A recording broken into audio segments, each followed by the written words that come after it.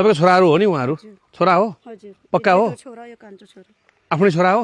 आफ्नै हो नि? उसको बुवाको नाम के हो र भन्नुहोस् त? विष्णु प्रसाद ढकाल। पक्का हो? पक्का हो? विष्णु प्रसाद ढकाल घर कहाँ हो? ल देखाउनुहोस् मलाई कहाँनिर, ल आउनुहोस्। अब म सबै जरादेखि खोज्छु। विष्णु प्रसाद ढकालको बुवाको नाम के हो? पूर्ण प्रसाद ढकाल। पूर्ण प्रसाद ढकाल। हजुरको ससुराको नाम पूर्ण प्रसाद ढकाल हो? अनि हजुरको सासुआमाको नाम के हो? रुकमणी ढकाल। रुकमणी ढकाल। अनि यतिका वर्षमा परिचय बनाउन आउनु भएन? आउनु पर्दैन? पहिले किन नआउनु भएको तपाईँ? त्यति बेला हामी इन्डियामा हुर्केको ए अनि केही थाहा थिएन, यो परिचय पत्र जस्तो केही हुन्छ भन्ने केही थाहा थिएन बाबु। यो तपाईँको गाउँ हो नि? हजुर। तपाईँ यही ठाउँको हो नि? तपाईँले यहीँको मान्छे विष्णुसँग बिहा गरे हो नि? पक्का हो? हजुर पक्का हो। आज आफ्नो श्रीमान विष्णुले पहिले उहाँलाई अब इन्डियातिर जानुभयो, बस्नुभयो, ससुरा बुवा उहाँको परिवार अब के हो थाहा छैन। जे होस् अहिलेसम्म उहाँहरूको परिचय बन्न नसकेर सबैजना बिचल्ली अवस्था छ। अझ उहाँको बिचल्ली अहिले उहाँको नागरिकता छैन, उसको नागरिकता छैन, उसको बच्चा बच्चीको नागरिकता छैन, उसको नागरिकता छैन, उसको बच्चा बच्चीको नागरिकता, उसको श्रीमती कसैको पनि नागरिकता छैन। करिब तिम्रो कतिजना बच्चा बच्ची? एक छोरा। श्रीमती सहित 3 जना उनीहरू अल्पत्र। तिम्रो कतिजना? 2 छोरा। श्रीमती सहित उनी 4 जना। 4 जनाको नागरिकता छैन। 4 3 7 जना। अब आमा 1 जना, 8 जना मान्छे परिवारको एउटा अल्पत्र अवस्थामा हुनुहुन्छ। म यो गाउँ आइपुगेको छु। यो गाउँ यो फुजेल हो। फुजेलको पुण्य गाउँ आइपुगेको छु। लाउनुहोस् दिदी मलाई देखाउनुहोस् कहाँनिर देखाउनुहोस्। तपाईँ गाउँ कहाँ हो? तपाईँको श्रीमानको कहाँ हो बास? त्यो देखाउनुहोस्। त्यो बास बुझ्न आएको म। अनि समाजका मान्छेलाई नै सोध्छु म हो कि होइन भनेर। आऊ भाइ आऊ, पिसु आऊ, बिस्तारै जाउँ नआत्तिकन। भने दिदी हजुर यो पहिला यो गाउँमा आउनुभयो कि आउनु भएन बिहा गरेर तपाईँ? धारचे मामा घर आउनुभयो। श्रीमानले मामा घर लगे? ए श्रीमानको मामा घर जानुभयो अनि सासू पनि आउनु भएको त्यहाँ? बिहा भएको कति सालमा हो? 1 वर्षपछि आएको थियो। यो 6 महिनाको थियो। ए ऊ 6 महिनाको थियो।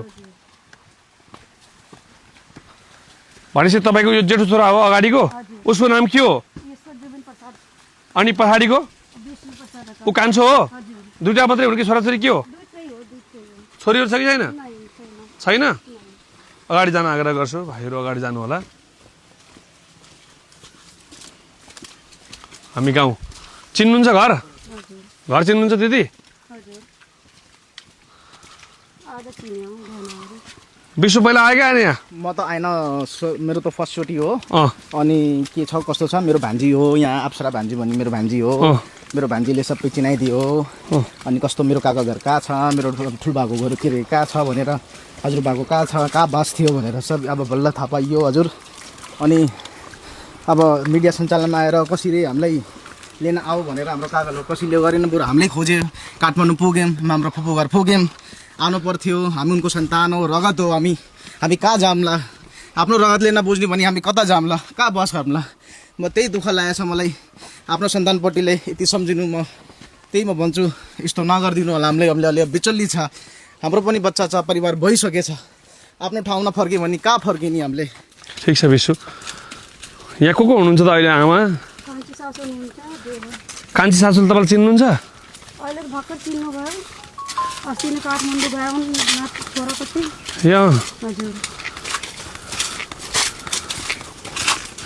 हजुर पुन्नी गाउँ, यो चाहिँ गण्डकी गाउँपालिका वडा नम्बर 3 फुजेल पुन्नी गाउँ।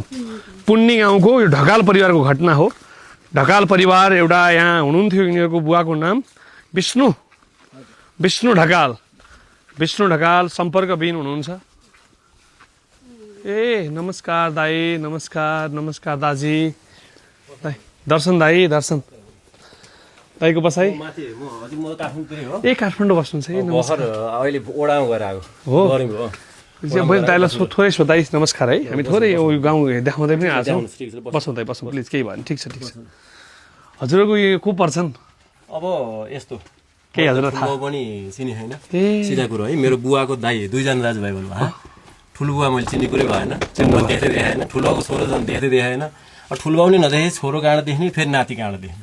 फर्स्ट टाइम तपाईँकै मार्फत उहाँहरूलाई देखाए हो। मैले चिनेको जानेको भने म ठुलो बाउ नि चिने छैन, ठुलोको छोरो नि चिने छैन, नातिहरू चिन्ने कुरै भएन। कसैलाई चिन्नु छैन, मैले चाहिँ कहिले पनि चिन्दिनँ। म आफ्नो बुवालाई त राम्रोसित मान्छे उहाँलाई चिन्ने को कोही छैन नि यहाँ? आउनु त तपाईँ, उहाँलाई गाउँमा चिन्ने।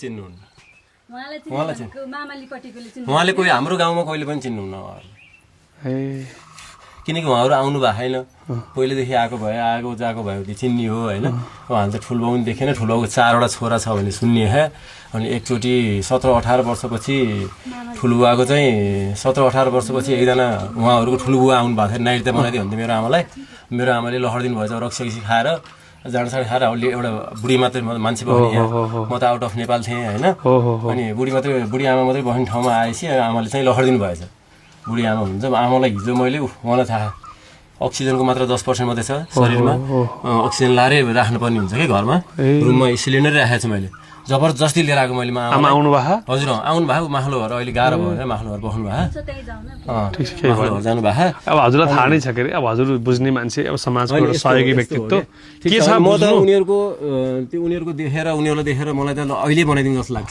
तर यहाँ कानुन हुन्छ सबै कुरो हुन्छ है भोलि गएर अब उहाँलाई बनाइदिएँ मैले ठिक छ म बनाइदिन्छु ओके मलाई केही छैन म त यहाँ बारी खनेर खान नसकेर म काठमाडौँ गएर आनन्दले बसेर आफ्नो काम गरेर छु बिहान बेलुका कमाएर बेलुका खाने बिहान कमाएर बेलुका खाने हेर्नुहोस् है 3 दिन भयो म यहाँ आएको मलाई टेन्सन भइसक्यो म 7 वर्षको छोरो छ छोरा मान्छे एउटा 7 वर्षको छोडेर आएको छ होइन अब दिउँसो कमाएर बेलुका खाने मान्छे यहाँ छोडेर त म उहाँ गएको छु भने यहाँ उहाँहरू आएर यहाँ गर्ला मेरो पुर्वटी खाला भने मलाई त्यो कुनै पनि डाउट होइन मलाई भनेको भोलि मेरो पुस्ताले दुःख नपाओस् होइन हुनैपर्छ भन्ने छैन मैले कस्तो भने यो परिवारकै मान्छे हुन् भने दुःख नपाओस् तपाईँको ढकालको रगत हुनु पनि दुःख नपाओस् बस तपाईँ र मेरो मन एउटै हो अहिले जबरजस्ती कानुन मिच्नुपर्ने छैन काम गरेर खाने हो कुनै ठाउँमा काम गर्न पाउनु भएन होला के गर्नु भयो होला त्यो हामी पनि थाहा के रुममा लिएर गएर राखियो अब यस्तो भयो भने उहाँ सुनाउँदाखेरि त्यो दुःख लाएर यो बुढी आमालाई घिसारै लिएर मैले बुझेँ आमा दर्शन आमा 84 वर्ष आमा ढोगरे दर्शन घिसारै लिएर आएको आउन मान्नु भएको छैन मैले जबरजस्ती लिएर आएको मेरो गाडी आउँदैन बाटो खराब छ